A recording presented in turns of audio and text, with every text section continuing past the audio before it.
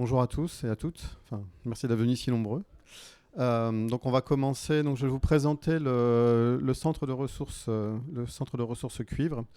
Donc avant de présenter l'outil, je vous présente un peu l'origine et le contexte du projet. Donc vous avez peut-être entendu parler, en 2018, l'INRAE a sorti une synthèse s'intitulant Peut-on se passer du cuivre en protection des cultures en agriculture biologique? C'est un rapport d'une 50aine de pages qui listait un peu les différents leviers. Alors la réponse, bien évidemment, à la question est non. Actuellement, sur certaines filières, notamment la vigne, on ne peut pas se passer du cuivre en bio, notamment pour lutter contre le mildiou. Et le rapport listait un certain nombre de leviers sur lesquels on pouvait s'appuyer pour espérer réduire les doses de cuivre sans pour autant s'en passer totalement. Donc les principaux leviers qui avaient été identifiés, c'était optimiser les doses de cuivre, notamment dans le cadre d'utilisation d'outils d'aide à la décision, d'avoir recours aux variétés résistantes et de s'appuyer sur diverses alternatives. Donc ça, c'était un peu un panorama assez général. En 2019, donc le ministère de l'Agriculture a sorti une feuille de route cuivre, l'idée étant justement de mobiliser l'ensemble des ressources pour diffuser, faciliter la mise en place d'expérimentations sur les alternatives au cuivre et diffuser les références existantes. Donc ça s'est traduit concrètement par la mise en place de la cellule recherche innovation transfert, donc la cellule RIT, sur les alternatives au cuivre. Donc les cellules RIT, ça existe sur plusieurs sujets, notamment le glyphosate, et donc là sur le cuivre. Donc c'est piloté par l'ACTA, les chambres d'agriculture et l'INRAE. Et dans donc, les deux instituts opérationnels, on va dire, au niveau de la cellule RIT cuivre, c'est la chambre d'agriculture de Gironde, avec Séverine Dupin pour l'expertise de Chambre d'agriculture de France. Et moi-même, donc, je suis Nicolas Constant, je suis le référent viticulture bio à l'IFV. Donc concrètement, donc le centre de ressources cuivre, on a collecté auprès de différents partenaires techniques les expérimentations qui avaient été mises en place sur le sujet des alternatives au cuivre sur le mildiou de la vigne. Là, on était vraiment centré sur le mildiou au cours de ces 20 dernières années. Donc on a collecté les résultats d'à peu près 400 expérimentations mises en place par différents partenaires. Donc les principaux, donc l'IFV, les chambres d'agriculture. Il y a également pas mal de structures bio, dont le GRAB et les vignerons bio de Nouvelle-Aquitaine qui ont largement contribué à ces expérimentations. Donc de ces expérimentations, on a identifié les différentes familles de solutions techniques qui étaient proposées.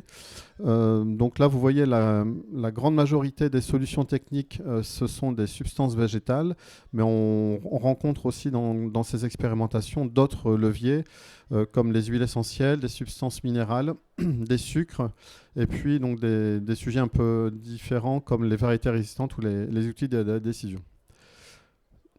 Donc pour chacune des solutions techniques, on a rédigé une fiche qui se présente sous cette forme. Donc là, j'ai pris la première qui passait, c'est la fiche PREL, par exemple.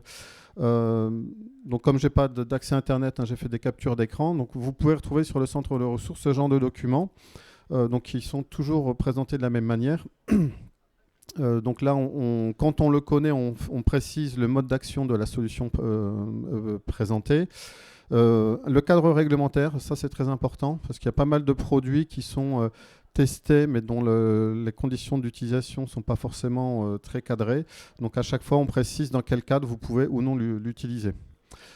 Pour les préparations à base de plantes, on met aussi la recette qui est recommandée pour l'utilisation. On a une petite synthèse aussi sur l'efficacité des essais. Donc là, c'est assez visuel pour donner un ordre de grandeur du comportement du produit. Après, on illustre aussi le comportement. Alors bien évidemment, souvent dans ces solutions, on a des efficacités qui sont variables, voire très variables. Donc on a illustré cette variabilité d'efficacité en piochant dans le pool d'expérimentation quelques expérimentations qui sont représentatives du niveau d'efficacité.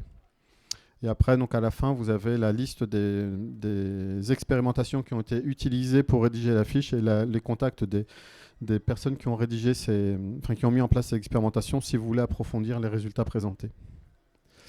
Donc actuellement, on a rédigé 35 fiches. Donc la liste, voilà, la liste des solutions techniques qui sont décrites. Donc encore une fois, la grande majorité, ce sont des substances végétales. Mais on a aussi quelques méthodes physiques comme les UVC ou vititunnels, donc une solution qui consiste à couvrir les vignes. On a aussi une fiche sur les variétés résistantes et sur quelques outils d'aide à la décision. Donc bien évidemment, le fait d'apparaître sur le centre de ressources cuivre, ça ne présage pas du niveau d'efficacité. Donc on a listé volontairement des produits avec des efficacités, enfin des solutions avec des efficacités très variables. On a voulu rendre compte vraiment de la réalité des expérimentations. Donc ce centre de ressources a été lancé au 1er décembre 2021 lors du site EVI. Donc, donc actuellement, il y a plus de 10 000 visiteurs qui ont consulté le site, plus de 30 000 pages qui ont été consultées. Donc vous pouvez y avoir accès donc soit en scannant le QR code, soit je vous ai mis l'adresse du site internet. Alors pour information, on continue à collecter régulièrement, on sollicite les partenaires techniques qui ont été listés au début et même d'autres, hein, s'il y a d'autres partenaires qui veulent contribuer à nourrir le centre de ressources, c'est avec grand plaisir.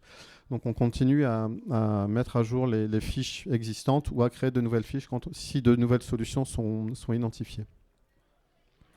Donc voilà un peu, encore une fois, ce sont des captures d'écran. Voilà à quoi ressemble le centre de ressources quand vous connectez dessus. Donc là, c'est la page d'accueil.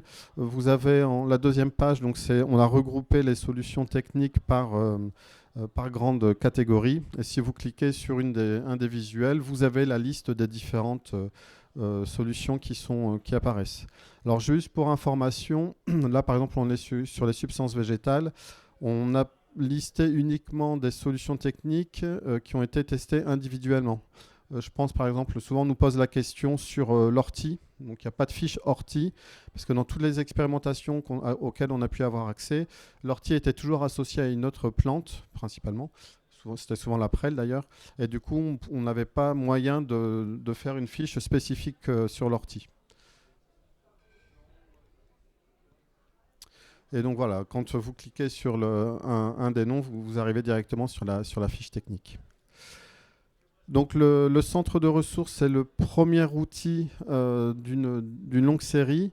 Donc là, sur le centre de ressources, hein, l'idée c'est de faire un état des lieux des expérimentations et de faire des fiches synthèse par solution technique.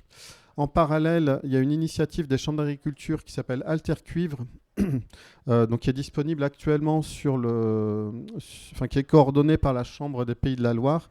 Et donc sur le site internet de la Chambre, en tapant Alter Cuivre, vous tombez sur tout un tas de livrables. Donc il y a des vidéos, il y a des plaquettes techniques. On a aussi, donc ils se sont appuyés aussi sur les données collectées dans le cadre du centre de ressources. Donc là, vous avez aussi le détail des expérimentations qui ont été utilisées. Donc ces deux outils sont complémentaires.